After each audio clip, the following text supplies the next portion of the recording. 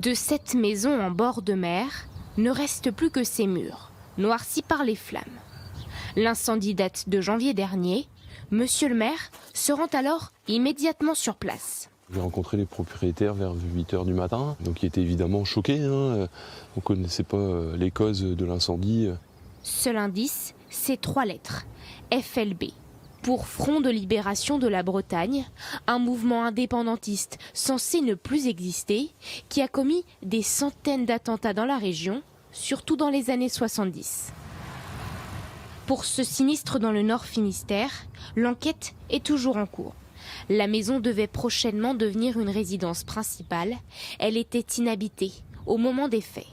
Un drame qui survient alors que la commune subit une tension immobilière historique. Sur la commune de Landunvez, on a 43% de maisons secondaires, donc quasiment une maison sur 2. Cette maison, en l'occurrence, c'est la plus proche de la mer. Elle est emblématique, elle est sur la route touristique.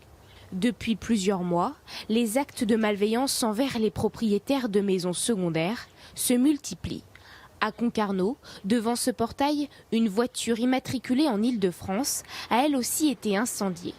Quelques jours auparavant, ce tag radical, les locations saisonnières tuent la vie insulaire, était inscrit sur une digue de l'île de Groix. C'est pas à faire, ça c'est évident. Est-ce qu'ils pensent même réellement à ce qu'ils font? Je ne suis pas sûre. C'est difficile aussi parce que pour les plus jeunes qui ne sont pas propriétaires, je pense qu'il y a un sentiment d'être lésé. Ici, on dit souvent que ce sont les Parisiens qui arrivent et qui nous prennent les maisons secondaires. Pourtant, en Bretagne, plus de la moitié des maisons secondaires appartiennent à des Bretons ou habitants des Pays de la Loire. 30% des piédataires sont tout de même la propriété de Franciliens.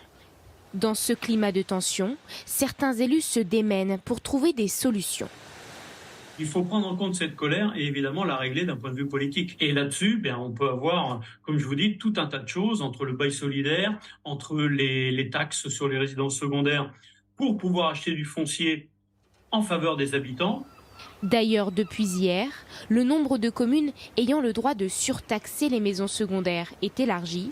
Cela concerne désormais 3600 villes en France, dont une centaine en Bretagne.